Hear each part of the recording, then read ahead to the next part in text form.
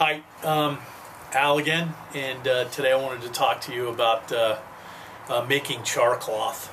I've got some friends out there who've been interested in putting together bug out bags, and actually my wife and I are going to put together a video here soon to show you what we have in our bug out bag.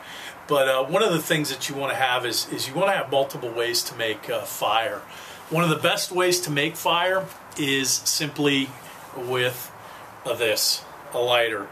I carry a lighter around everywhere I go. I have lighters all over the place. I have 2 lighters in my car. I have lighters in my bug out bag. My wife has lighters in her bug out bag. We've got lighters all throughout the house so that we can grab a lighter, make fire basically. Fire is one of the most important things that you can have. Fire, water, shelter, and of course food.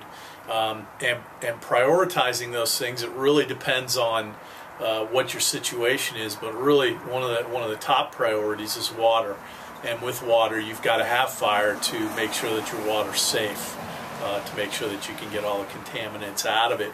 So one of the ways that you can to start fire is char cloth. And basically what char cloth is, there's also char cord, but basically what char cloth is taking a natural fabric or substance and promoting the decaying process through fire.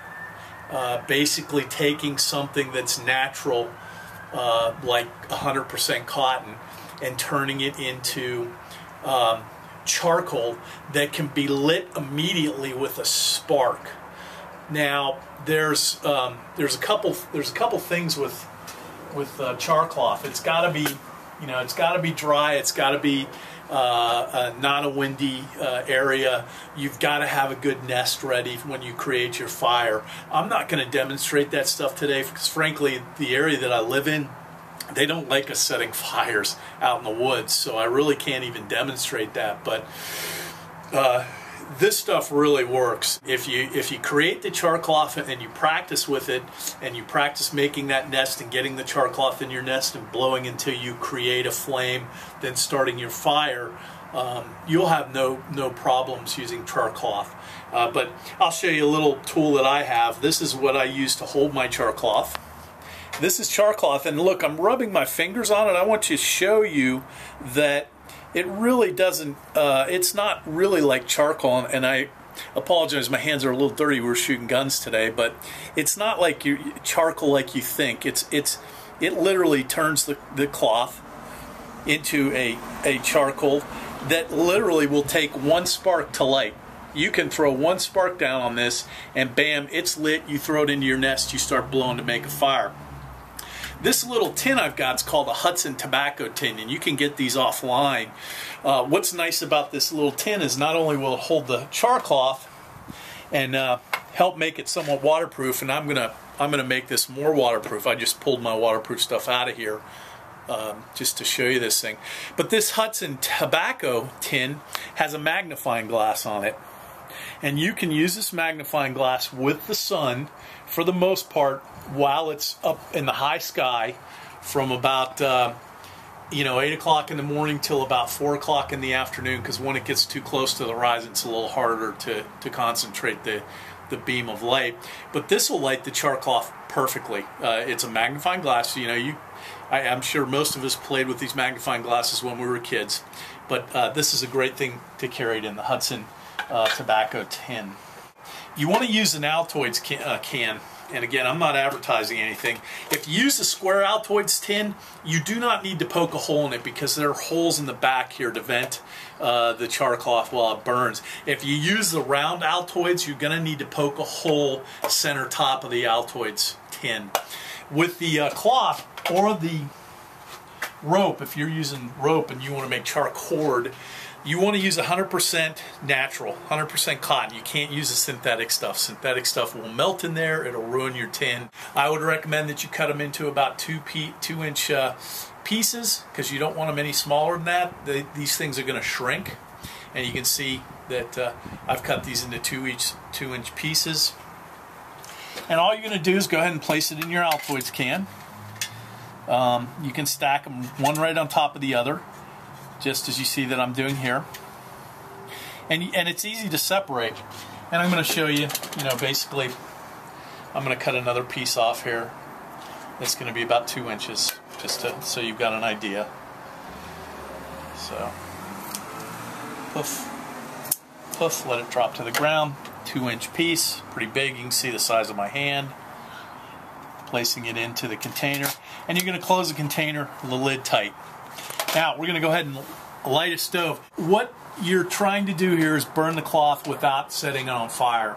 You can do this in any kind of container. You can do this on a fire out in the woods, you know, a campfire, whatever you want to use. Stove works great for me, but you can actually use your metal container, place the cloth down inside of here, and then place your cup on top. You want to make sure, however, that with your metal container that the cup goes completely onto the top of the metal bottle itself, so that there is no air getting into the bottle, because again, it will catch on fire. The char cloth won't make properly. That's why I like doing it this way. But we're going to go ahead and light this up. I'm going to pull my lighter out, which I carry with me pretty much everywhere I go. You just place your container on top of the flame. You can see it's burning right now. And we're going to let that go for about 10 minutes. Right back here on the Altoids can, since I don't have a hole punched in it, you want to watch the seams back here. When these seams stop smoking, then your char cloth is done. Basically, you're going to turn the flame off and let this thing sit for about 15 minutes and cool.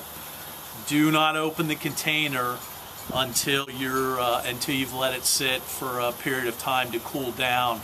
If you introduce oxygen too quickly to the char cloth, what will happen is it will catch on fire and you will no longer have char cloth, you'll just have ash. That's what we're waiting for right now. I think we're at the point where we can actually turn this off. Let this cool down. We've got the char cloth complete. I'm touching it. It's cold to the touch. You don't want to open this. We let it sit for about 15 minutes or so. So I'm going to go ahead and open this up. And there you have your char cloth. Those are the 4 pieces that I put in there. You can see how much it shrunk.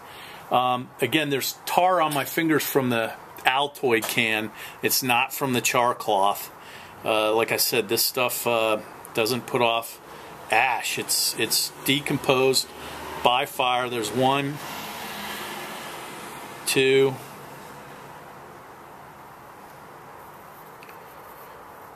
3, and 4 pieces here. So I've got enough char cloth here to make 4 fires. I want to demonstrate, show you how quickly this stuff burns.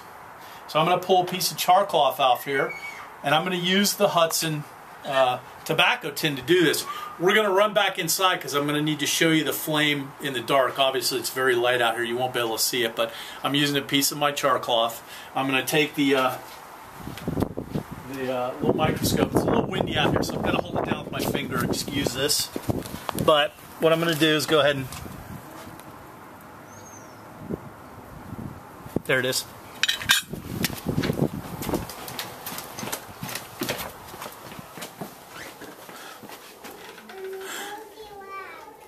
And you can see it burning. That's enough to get a nest on fire. You can check it out. That's char cloth, man. That was just with a magnifying glass, right? It lit that char cloth off, and it's enough to get a good little fire started. You can see how long it burns. I'm moving it from hand to hand because it hurts like hell. It's fire. There you have it, char cloth. Thanks.